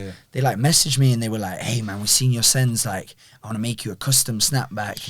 And like, bro, this is one of the things, like, so Robbie Williams had worn like one of their things and they were like using it as leverage. And they were like, bro, you should send for Robbie Williams. Bro, and I did. I wrote 64 bars about Robbie Williams. Shout out Robbie. He never saw it, but then like these actual MCs that are like trying to get on JDZ Media would start sending for me, But when I got like a office job, I had to like get rid of it because it was a very, bars, like the words. It was a bit, it was a bit. So when were you doing that? What years were you doing that? Bro, this is like 2000 and... He's getting my wrestling bars. 13. This is like year 11. That was at when school. that was kind of grime. Grime was popping up. Warring. Was that when Chip when come he back came from back America? from Was that when 2014? Chip come back from America? When was the Skepta time? He came back from America. transfer England. Yeah, that's when it was the war season. When everyone started when you took over Yeah, ASAP. 2010, yeah. everyone started wearing tracksuits, then I remember that. That's when Chip come back. When he was started working with warring ASAP. everyone. Yeah, it was that war season. That was like him and Bugsy 2015, back to back and that. Yeah. Yeah. But Serious. that was just before German Whip. Yes, around them Meridian time. died It was off, like yeah. I was doing it like a year after German Whip. Right. Okay. Yeah, because that was That was the That was war resurgence. season. I was gonna Yes. say, there is something that needs to be put back on the internet. I don't know where it is, but Kanye West, Skepta, Big Sean, whoever you listening here, if you ever listen to this, When they come on stage. Do you remember that show they done after the Brits? Yeah, when they come on stage. And they had like a show. They had BBK versus Good Music. I never Where even is that seen footage? that. Swear. Is that like culture clash or something? No, it was like basically after Swear. the Brits. You know when they went on stage with Kanye? Yeah. Kanye was like, cool, we're gonna do a quick. He literally put on YouTube now. Said, meet me at this location. We're gonna have a show now. Everyone turned up. Novelist was there. Frisco was there. BBK was there. So Stormzy Mez was from there. Nottingham as well. Huh? Mez. All of them. Mez, Mez is Mez. cold. Mez is cold. Mez. He's got Uncle Mez. Mez. Very hard. Uncle Mez Mez. is very hard. But yeah, if that footage is around, please put that on the internet because that is history, fam. Like I don't know where it's gonna come from. But Who from Good Music was in there? Big Sean, Damn. Big Sean, Kanye West, The bunch. The band was there. Yeah, the band was actually there. Is it? Yeah. Thingy was there as well. Is he the guy that did Pusha was there. Twist Push was there. There was a woman there as well. There's a woman. There was there. Wait, who was? There was bare people there from Good Music. A few people there from Good Music. What's that Push? Right. But from what I saw on people's snaps at the time, I'm trying to tell you one there. For what I saw people's snaps at the time, it looked like BBK literally took over. They just made it to Gram set. And Kanye was on some stage. Yeah, in UK, they're gonna that make it footage needs to Gram come set. back out. I don't know where they're gonna find it to come back out. Archived. I think Inge's got a question. Yeah, I know. Just for respect reasons, yeah. Yeah. Shibata's son, we have to call him Shibata's son, not Shibata. You can call him what you want. Like, he's my coach, you know? So, Okay, like, yeah. that's... Shibata's son, that, like, man. when you call someone son, it's like your senior. So Yeah, it yeah. translates Okay, to, like, cool, makes Mr. sense. Shibata. Oh, okay, cool. Makes So sense, yeah. I say that just out of respect. But So from now on, we've got NK son. Inge had people call him Senpai. well, no, he's the level down. You know what I mean? But yeah, I just want to speak on what role Shibata played, not only in like your in-ring style, but as a mentor, and even some you mentioned the Nagata as well. Just all the mentors, like what role did they play in your development? Not only like physically in terms of moves, but like mentally, like how did they like? Because you mentioned as well like the relationship you had with him, like he's able to call you, just like speak on that, like the relationship you had. Like when I first met him, from like then to now. He's like learned English, bruv. Like it was crazy because it was hard. It was a lot harder to communicate because he started the LA Dojo in March 2018, and I met him November 2018, and he'd been like living in LA, being there, but you know his English, it was a whole new language, and he hadn't really like learned it before. But now, like you can say anything to him, and he'll like somewhat understand. But he was really like. Just like what a coach should be, you know, like supportive and like, but he pushes you to that like point where like even on the days where you think you can't, like just him being there just like makes you not like, you do not want to drop in front of him, you do not want to like, because you know he won't like that, and it's like you respect him so much, you don't want to. So let's cut off. But I saw on the New Japan web on YouTube series he has the kendo stick. Is that a usual thing he carries around with? It was like sometimes he never hit me with it. He like, and I never saw him hit anyone with it. No, I don't think because he's not like. That's mad. That's like. Poke you.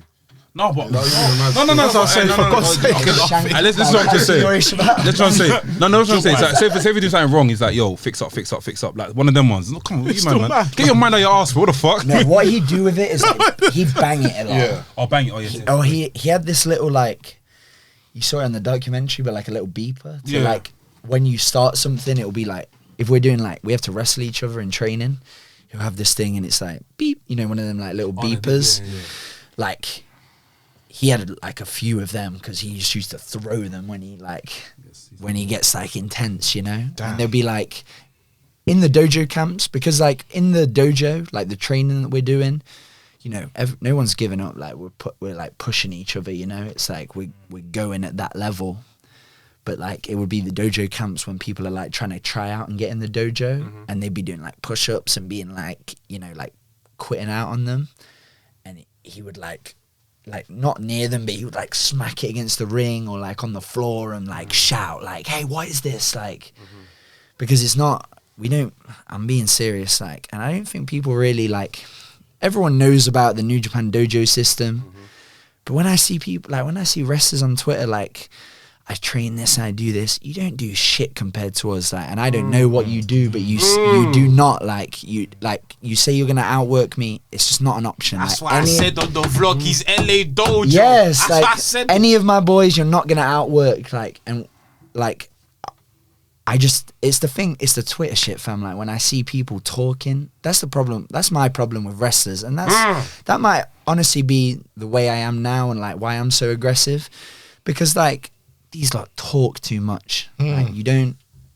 get results without action. Like, everyone can talk. It's so easy to talk. Like, I'm the best, I'll do this. You ain't the best, bro. You get booked like 3 times a month. Shut up. Like, who are you trying to fool? Bro, he's not sending as a rapper, he's sending as a Step your game up. You clip this and tell them, like, I'll fight anyone, but if you're gonna, like, you can say anything you want to me, but when I look you in the eyes, no, this is serious, Sam. This is real life shit.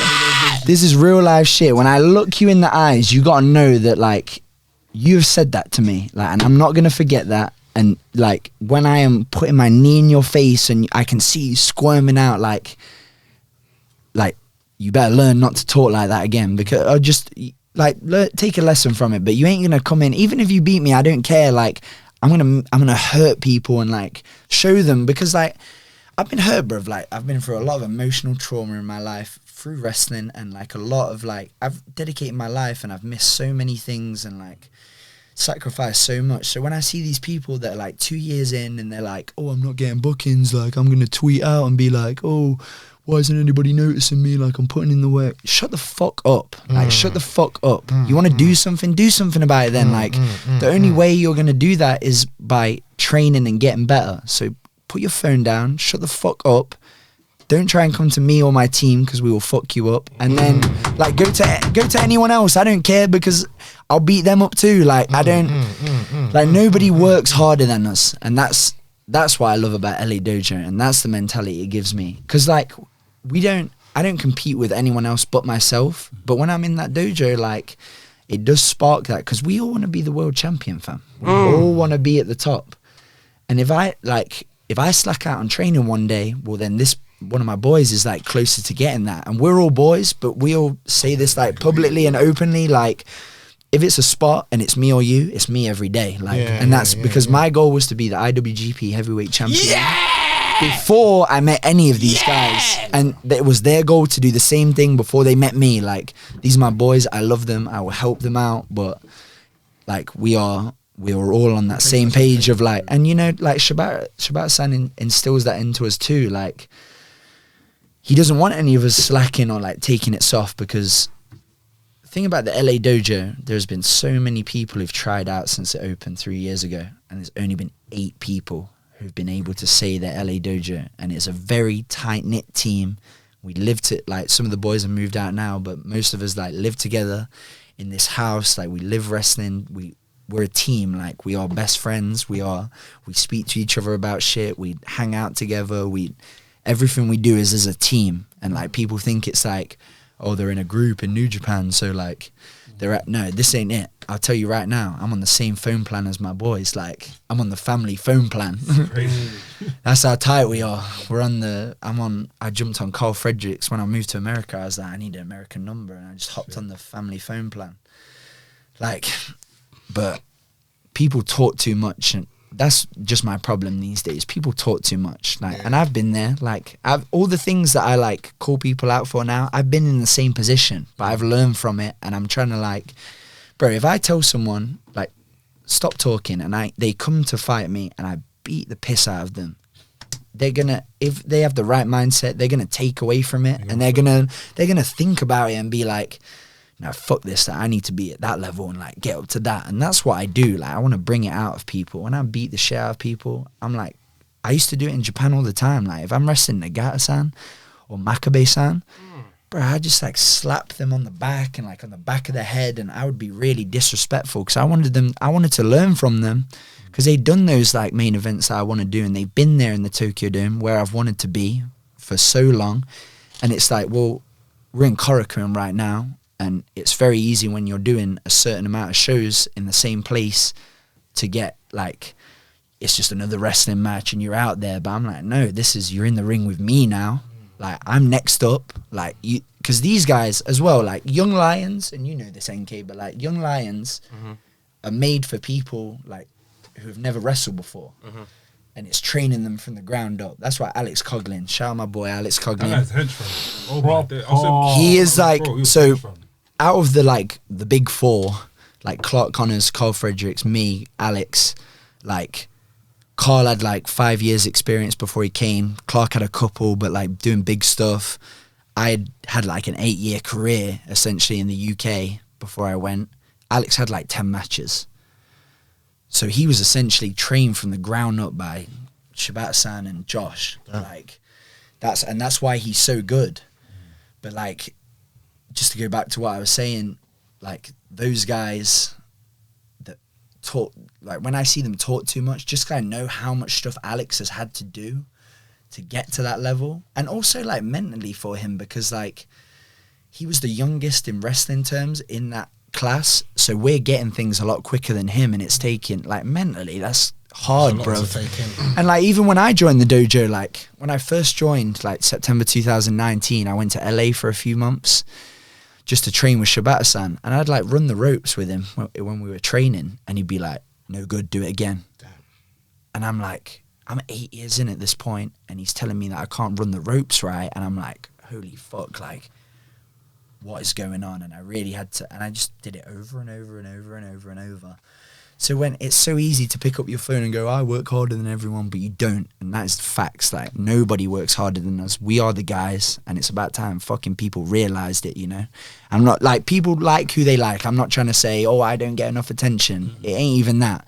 All I ask for is respect. Like acknowledge, if you don't like my stuff, that's fine. But like, don't say I'm shit, because that's just not factually true. Like I'm not a bad wrestler.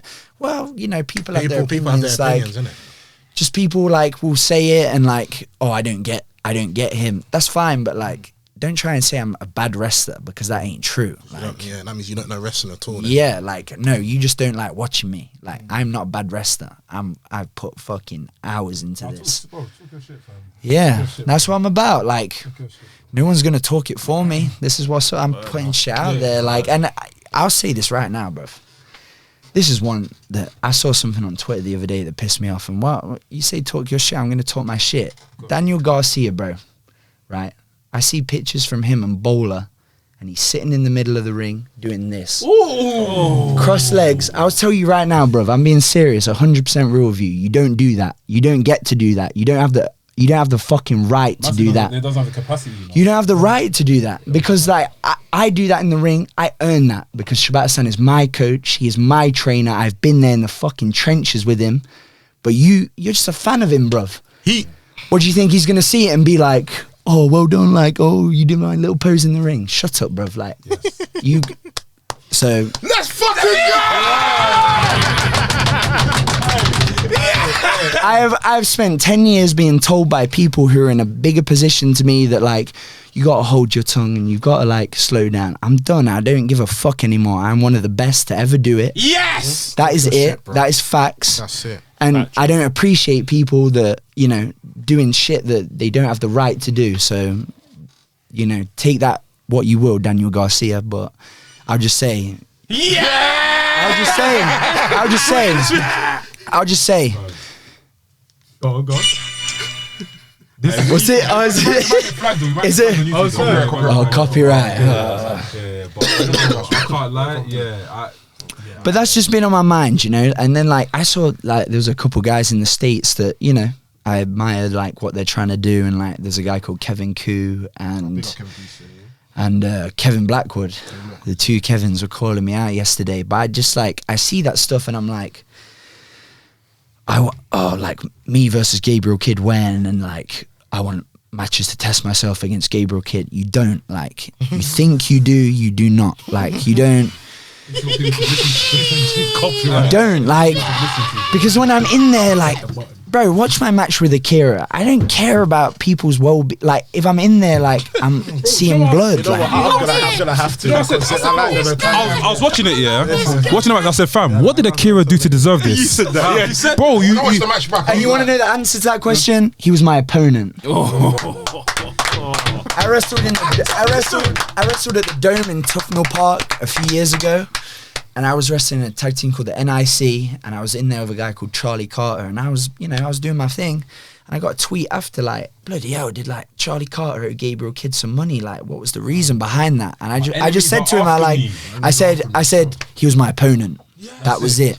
Like, I don't, Fuck!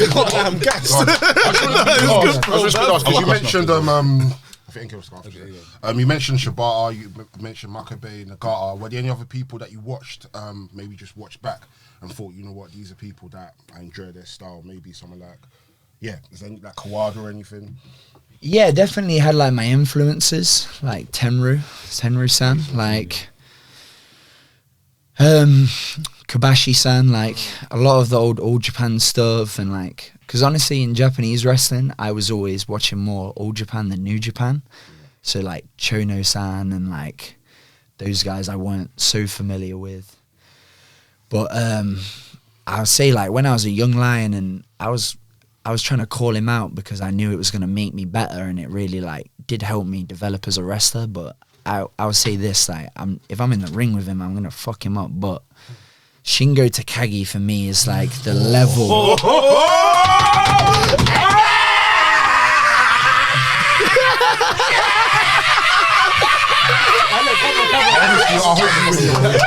Have that match. Please have that match.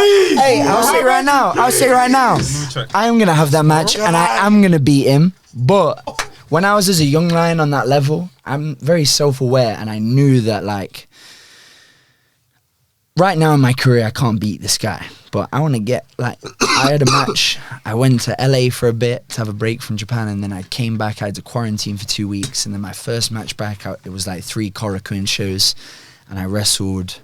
They were young lion matches, so it was either Tsuji or Yuya. And there was the first day I wrestled Tsuji, I think he beat me, and then the next night I beat him. And randomly, like, I didn't even know it was happening, but I just like I made my entrance and I saw like Takagi-san. I'll call him Takagi-san because I respect him, you know. Takagi-san was on commentary, and I was like, well, I didn't know that was happening. So then in the match, I'm beating on Tsuji, and I just kind of give him a little like, I just kind of looked at him at one point and stared at him, just so he knew.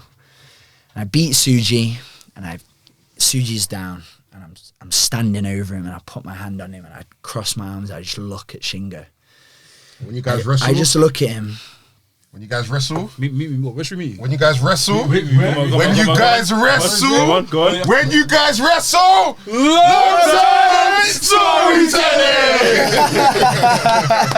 I'm gonna play that back in the vignette.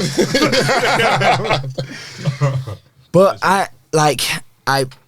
I did that so he knew, and he kind of like perked up a bit. I just dived out and I started screaming at him, and I called him out. The New Japan Cup was coming up, and I didn't know if I was in it even, but I just said like, face me in the New Japan Cup, like, let's fucking go. Like, I'm not playing around. Like, I was ready for the next stage of my career, and I know that I had to like, I was very self-aware. Like, I'm never going to go in a match like, oh, I'm going to lose, but I'm aware that the level that this guy is at. And then we wrestled. We never got a singles match, and we wrestled in like 8-man tags. But I always like sought him out. Like, I made sure he knew that I was coming for him. And like, you know, he kicked my ass. I'll be honest. Like, but that taught me like, okay, well, if I want to be his level, that's where I have to get to, and that's what I think about now. You know, and I'll say like right now, our company, New Japan Pro Wrestling, my company, fucking had a hard time last year with like restrictions, and it's just shit that isn't in their control, you know? So it's like restrictions, borders aren't open. So all the things that made like New Japan what it was before, like the junior division was like more than half is like gaijin, you know what I mean? So when those guys can't come in, it has like damaged the product, you know? Because like it's not fully New Japan. Like, New Japan is those surprises and like those people coming in. But last year, like, we needed someone to carry our company, and he was the man to do it. He was the man to do it, and he did it, you know. And he can look back. He should look back on his reign and be very proud, because he was the top guy in that tough time, and he really elevated everyone else. And I'll just say right now, he don't get the recognition he deserves for that run alone. Absolutely. He gets the recognition from the people, but from the company he doesn't. Right. Because the fact that like Will Ospreay and Okada could like walk around and like say they was like, Okada was walking around with the V4 belt, and like Ospreay was calling himself the real world champ. No, you are not. Like, he was the real world champ. He was in the trenches. He was in Japan. Like, and he deserves. I'm not his friend. I don't like him necessarily. I like him. I respect him as a wrestler, but I don't like. I never speak to him. I'm not gonna be pally friends with him, but I respect him so much as a wrestler and what he's done, and especially like knowing the Japanese culture. He came in as a Dragon Gate guy, you know. He was seen as someone from a different company, but he ran through everyone. Like, he outworked everyone, and he deserved the recognition to do that. So when people are walking around saying, I'm the real world champ, you ain't. Like, ain't nothing like that. But no, big up Shingo, and like, you know, he was the man in our company in a time where we needed that man, and he did it. So he should look back and be proud of that. Yeah, he did. That match in Osaka Joe with Okada when he won the belt. Amazing match. Bro, and his match with like his G1 run, like his match with Zack Sabre, like Crazy. Those guys. And I'm watching, like, I'm away from Japan, but I'm always watching, you know, because there is going to be a time, I don't know when it's going to be, I'm going to go back to Japan. It's inevitable, and I need to know what everyone's doing, like, and I feel that's what people neglect. Like, they kind of like, oh, let you do your own thing, focus on me. I don't like wake up and like center my day around other people, but if there's a big show on, I'm going to watch it and see how this guy's moving, how this guy is thinking, like, what is he going to go for at certain parts, so I can scout it and fucking be on top of it, you know? I've got a two-part question before NK goes. One, we saw for night 3 of Wrestle Kingdom, we had Noah versus New Japan. Is there anybody in Noah you'd like to face? And the second question, because you are a New Japan wrestler, what was your thoughts on the disappearance of the IC title? Good questions. I'll talk about the IC title first. I think it was...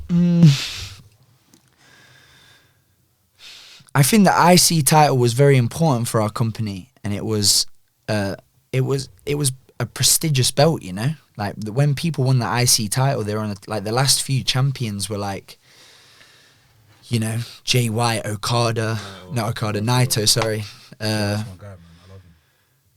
But like, it was a top belt, and I think it was just like, when they like merge it, it just takes away that prestige of it, because then it becomes like, two big things become one big thing, and it like, then you're downsizing. That's just my opinion on it, you know, whatever. Like, it's not my choice. I don't choose who, like, that was, I don't know whose choice that was, like the companies or Ibushi-san, like, that happened. But I think, you know, I would like to see that belt brought back. But onto the Noah stuff, I put some out last week, and I was sitting at home, and I was just thinking about it, like, I can't even remember how this came around. Oh yeah, that was it. I was doing like a Q&A on Instagram, and someone and someone messaged me, and they were like, any other Japanese wrestlers outside of New Japan that you'd like to wrestle? And those questions, like, I have a very small list of people that I want to test myself against. I want to hear that, by the way. Jacob Fatu's at the top. Let's fucking go!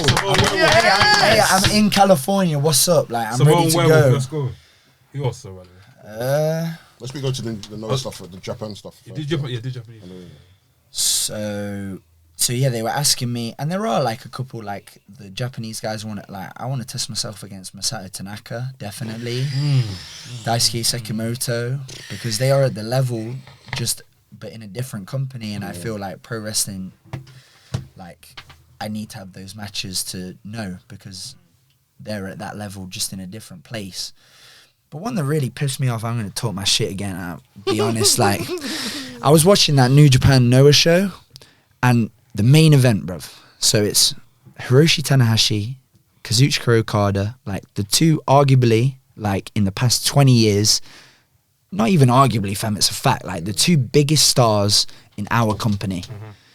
The two biggest stars in our company. And the generation before Tanahashi-san, it was Muto-san, right?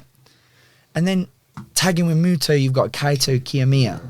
And I'm like, what the fuck? Like, what is going on here? How is this, like, how have we got to this point where this guy is in the main event of Wrestle Kingdom Night 3, And I'm sitting at home, like, I'm sitting in America, like, twiddling my thumbs. Like, I was doing nothing that day. I'm like, how the fuck is this guy in a match with these guys? When he's 25, I'm 24, about to turn 25. Like, I've been doing this for 10 years. I'm a better wrestler than, like, Kaito Kiyomiya. And I put something out there. I put something out there, and I was just like, it was insulting to me that he was in that main event. Like, the way he was speaking to Okada before, and when he was like squaring off in the press conferences, it's like, you don't know shit. Like, you tried to do that to me, I'd stare into your soul, and you would know that, like, you can't talk like that. Like, you've been allowed. You've been allowed. Let's start. Like, he's been around too many people. He's been around too many people that have been gassing him up and saying, "You're next up. You're next up." Like, listen, I've been doing this for 10 years. My time is now, and he is like the main event guy in Noah. I'll go to Noah. I'll hop on a flight to Japan next week. I got my residence card. I got my visa. Like, I can go to Japan. I'll hop on a fucking flight next week, and not even to wrestle him. Just to, like, I'll just walk up to him backstage, out in front of an audience. I'll just let him know, like, you ain't that guy. I am. Enemies are after me. I am there. Yeah. Enemies are after me. You know that Shannon Briggs video where he's Let's go, champ. Let's go, champ. Yeah. That's how you're gonna be, bro. But like and then, bro, and this is what didn't make any sense to me. Then people are like coming at me on Twitter like, "Oh, shut up, young boy. Like, you don't get to speak to Kaito Kiyomiya like that." I'm like, what, bro? Do you think I'm a young boy? Are you an idiot? Like, I've been doing this for 10 years, and I had to like, here's the thing about, this is what I was saying earlier about, like, being trained from the ground up as a young lion. So, like, Suji and Yuya, like, they know what a tombstone is, but they never practice it because they're young lions, and you just never, it's Boston crowd body slam. It's like the bare basic. That's all you practice. I've been doing the main events in England before. I beat Cody Rhodes, fam. Like, I have done shit, and so what I did was unlearn and learn a new style. So then when people speak about me and they're like, "Oh, this young boy, like, he talks too much," I'm like, fuck you. You don't know, like, I spent years in the UK, like, trying to make a name for myself, scratching and clawing. I had an office job, well-paid office job for my age. I quit it, and I got, like, paid a ridiculously low amount in my first year as a full, like, independent professional wrestler. And it was just, I don't care about that shit, bruv. Like, I think because I've been struggling and I've been at the bottom of that kind of thing, it's just made me resilient, bruv. Like, so when they were saying, people were saying, like, you don't get to speak to Kaito like that, I'm like, who the fuck is Kaito? Like, he don't get to speak to me. Like, he came in as a young boy, and then they just, like, changed his costume, and yeah, he won the Noah GHC heavyweight title. Let me just tell you something. I don't even know who he won it off. You might know, NK, but if he wrestles like Go Shiozaki. Let me tell you something about Go Shiozaki. He was a punching bag for Shibata-san. Bro, watch this match, and all of you, like, watch this match. Mitsuharu Misawa, rest in peace, one of the best to ever do it. Yeah, Mitsuharu Misawa and Go Shiozaki against Shibata-san and Kenta. Yeah, I know that match. And bro, they just beat. Yeah, exactly. I'd love to see you against He was there. though. Yeah. Well, any of those guys, like, and the fact that they, like, I keep saying this, but I'm very self-aware, and those guys are just not. They're, like, thinking with their egos and their pride, and, like, they think they have to, but they're, like, coming in and saying, like, no, Pro Wrestling Noah is better than New Japan. Bro, who the fuck thinks that? Like, nobody thinks that. You think anybody thinks Noah is better than, well, maybe some people do, but that's opinion. But, like, you can't tell me it's a better wrestling product than New Japan, because we are the top level. We are the best wrestling company in the world. Not even Japan. Like, none of you guys in Japan have been touching us for years. So don't come into our company when we're giving you a platform. We're giving you a platform. It's controversial, man. I like it, man. Bro, we are giving you a platform, and don't come in like, even Nakajima fam, like, he got the shit beat in Big Loud Mouth in Shibata-san's company. he used to beat the shit out of Nakajima. So then he's gonna like, he's got a new haircut and he's grown up a little bit, a few hairs on his chest. Come on, fam. Listen, I feel the controversy. I love this. I love Nakajima though. No, it's good. It's good. It's good. I respect him as a wrestler, This but man is built different. Nah, I told you, young lie. I've told you, LA Dojo's different. I said it in the vlog. LA Dojo's different. Beginning of the podcast, I said, fam, the Gabriel Kid I saw in that Defiant, Defiant, completely different guy. Different. I am. Let me ask you this. that- Speaking of After, wrestling, after your question, That I'll do was one more. base Done. form. This is Super Saiyan 2. Super Saiyan God. how was it like for you to see Shibata-san come out of retirement, and not only the exhibition he had with Zack Sabre Jr., but in his Wrestle Kingdom match? How did that feel for you? And Well, did I'll just tell you like right now, I didn't have a clue any of that was happening. None of us did. None of us knew. He was training with me a week before that exhibition with Zach. I was in LA with him, and he was just going home to like, well, I assume just spend time with his family. And then I see that happen. I'm like, wait, what? I text my boys. I'm like, did you see Bossman just like, wrestled? And it blew my mind. But you know, it was very emotional for me because like he is my coach, and I've had those conversations. And like one of them was like, we were in Ryogoku April last year. This was just before I left. This is when the night Ospreay won the belt, but Shibata-san was in Japan at that time, and he came along to the show, and I was like stretching out before my match, getting ready, and I saw him sitting there, and he was kind of like looking around, and I went over and sat with him, and I said like, what does it feel like coming back here to Ryogoku? Because obviously that's where his last match with Okada was, and like I was like, is it like sad? And he was like, no, very good memory. And like, he's never, in his mind, like he never stopped being a pro wrestler because he was always doing something within pro wrestling. Like him being a coach is still him being a pro wrestler. And just knowing like the medical stuff and like how severe it was and like how serious, and it was lucky that he even like could get out of a hospital bed again.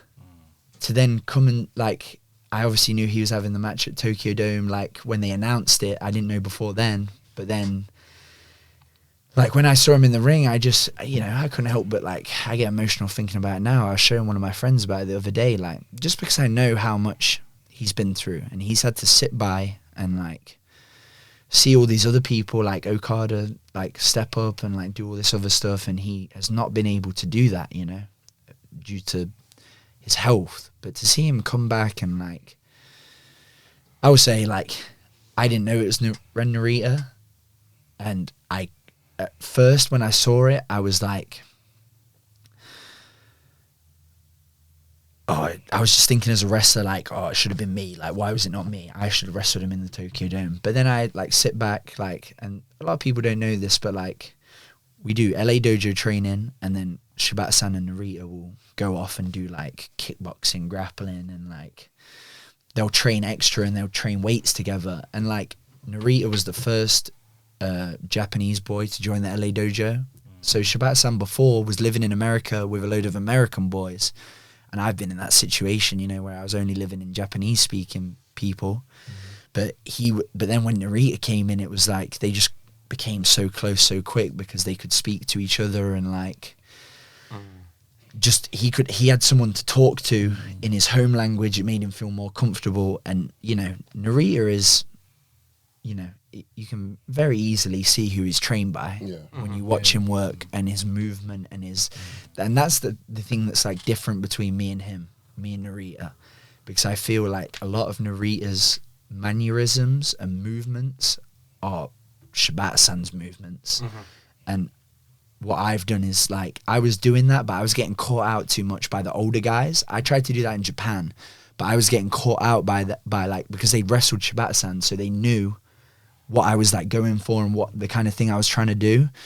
But now I try and take parts from it that I know can help, and I know how to do them and use it. But like, you can see when like Narita wrestles, it's like watching the new coming of Shibata-san, which is really, Even the look of him. yeah, bro, some days honestly, like I'll say right now, this ain't even a racist thing, but they'll be facing the other way. They wear the same clothes, like they'll wear black t-shirt, blue shorts. So it's like, and there will be a few times where I go up to someone, I'm like, hey, Shibata-san, and it's like Narita. I'm like, oh damn.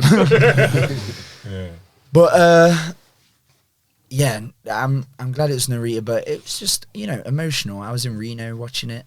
I was staying with Carl Fredericks at the time, and just to know, like, both of us, just knowing what he'd been through on that journey to get to that point and to see him, because, you know, and then, you know, nobody knew it was going to be a pro wrestling match because it got announced, and like people were like, oh, it's not the real Shibata match, like it's a grappling match, it's not the real thing. And it's like, I didn't know he was doing that. And then when he got on the mic and said, like, let's have a pro wrestling match, like, I was like, oh my God. And they started throwing kicks and stuff. I was like, oh shit. But you know what I mean? It's an emotional thing. Like, it was really emotional for all of us, and we all messaged each other about it. Like, it was just really nice to see, you know.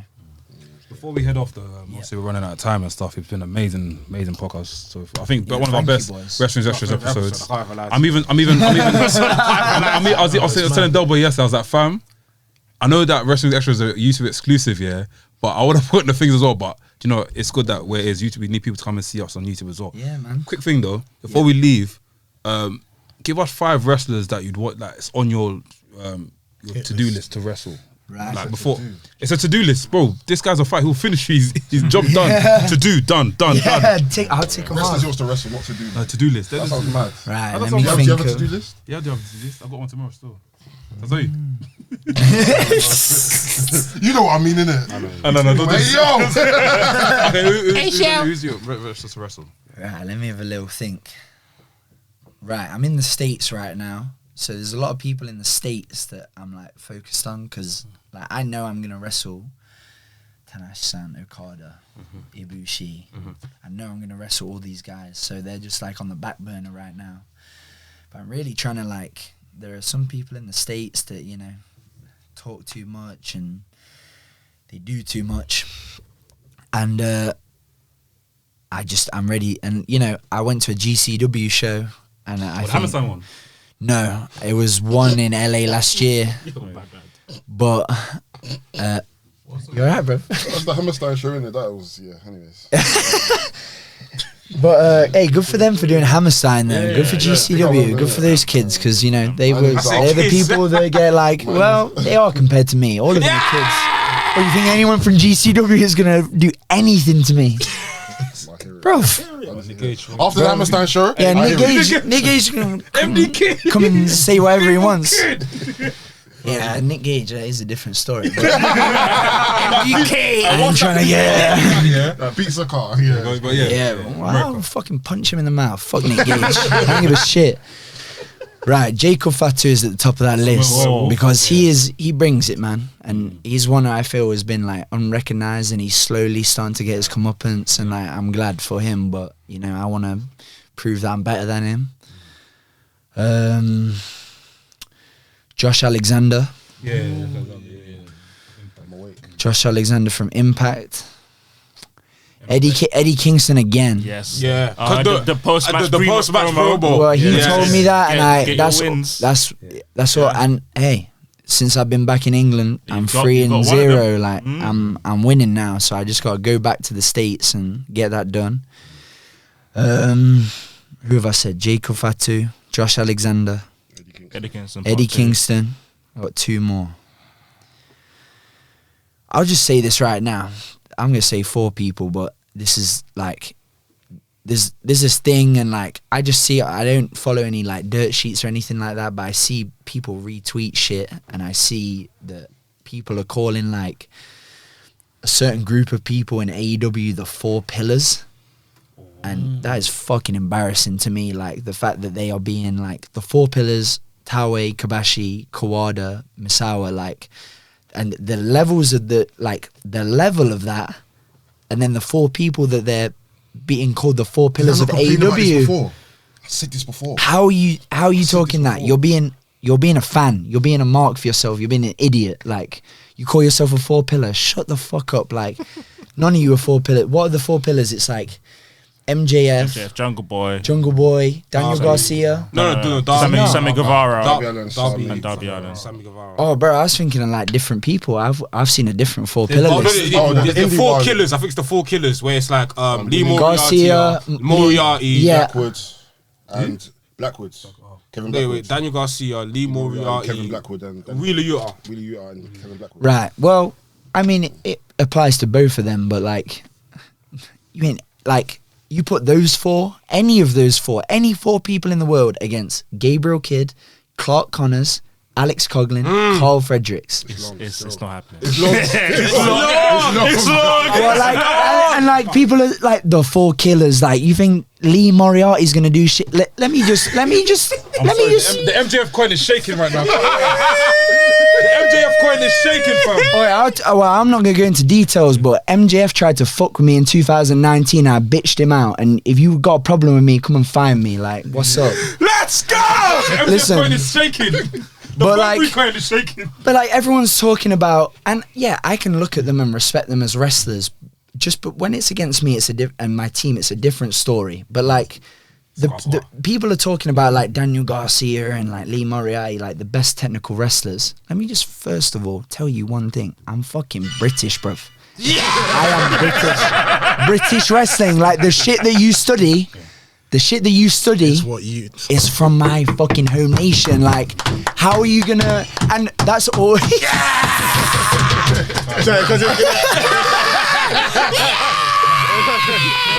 fans at heart, man. They don't know. We're fans at heart. But listen, like, you think you're gonna out technically wrestle me? Like, it's not even a thing. So if you want to, come and do it. That is what I'm gonna say to them people. Like, they will be on my list because I just like the whole pillar will be on your list. all of them, fam. Everyone. Because I just don't like. I respect. Like, The talk is different. If you don't mention my name, yeah, whatever. But if like people are seeing you as a level above me when you are not, like, that pisses me off, and that's my motivation. Like, We need to do a pay-per-view. Wrestlings presents My Enemies Are After Me. yes, yeah. The Gabriel Kidd Gauntlet, fam. Run through all of them, fam. Playtime is over. Yeah, no Listen, more games. this has been a mad episode. I'm just sure that Pirates are going to lock off the lights, and after we're going to be sat here with the Undertaker. But yeah, man, it's been an amazing episode, man. I enjoyed it. When's your next? Obviously, you got a show tonight. Ricky Knight Jr. He's cold. He's sick. He is. He's coming up, and he's. I'm shook. Yeah, I'm gonna batter him. Ricky loves a fight, though. Yeah, loves that's a what I fight. mean, bro. I know he's up for a scrap, so Man, knock each other out. yeah, it's gonna be. that's You a know, very I'm aware of what it's gonna be, but he ain't beating me. And then I've got one more next. Haskins was yesterday. Haskins was yesterday, and I got one more for Rev Pro. I don't know my opponent. Where's that? Next Sunday in Southampton, Don't matter. and then I fly back to LA the next day. Said I'm turning not giving me anyone. And then Christopher Daniels on the Thursday. The 17th of February. Hey! Strong. The fallen angel. My enemies are after me. And listen, honestly, from now on, as we always said, whenever you come on the podcast, you're now a brother to us. You've been a brother from early anyway, so just reach out to us whenever you want to come back on. If you're ever in London, course, or if we're in LA, or if we're around Southampton. I'm hitting up LA soon. You know? I'm yeah. going LA soon. We've got You the know? equipment around. I'm gonna always bring my equipment around with me. Yeah. Well, let's record another one. Let's do another thing, man. Yeah. Yeah, I'd let's love to work do LA together, Jojo one plan day. shit, Yeah, man. yeah. Let's do I it. wanted to do this because the way you guys talk about wrestling, you know, just the way we've been talking and like the way you listen and, you know, the way you get hyped up about it, that's real. You can't replicate that. And when people do replicate that, it's very easy to see. But you guys are just a group of friends who love talking about wrestling. And I love, bro, I'm not going to act like, because it's my job, that like I don't like wrestling. I love it, bro.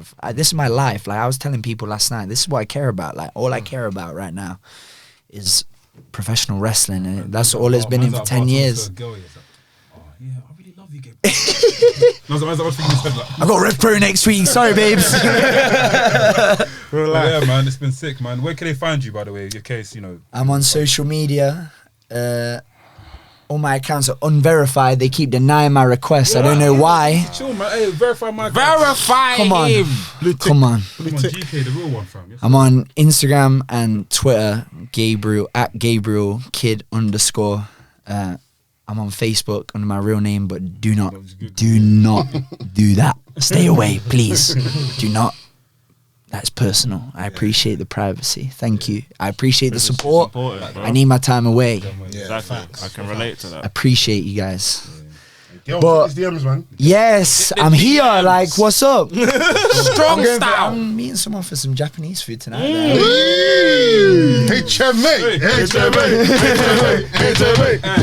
Guys, this has been Wrestling's Extra, where things are uncensored and uncut. There's a few things we can say, but there's a lot of things we wasn't meant to say, but we said it. But it is what it is. Guys, catch us next week on another episode of Wrestling's Extra. I've been Anafi. Gabriel Kidd. NK. Lucha V. Laps. Sorry, Sam Blacks. Sam Yeah, we'll catch you guys next week. Lots of love, man. Peace. Cargill. Get us to 100K, man. Honestly, man. Bella's baby boy. You just got to the end of the podcast, and if you enjoyed what you've listened to, enjoyed what you watched, enjoyed the vibes, then make sure you like, comment, subscribe, and we'll see you on the next episode. Bow.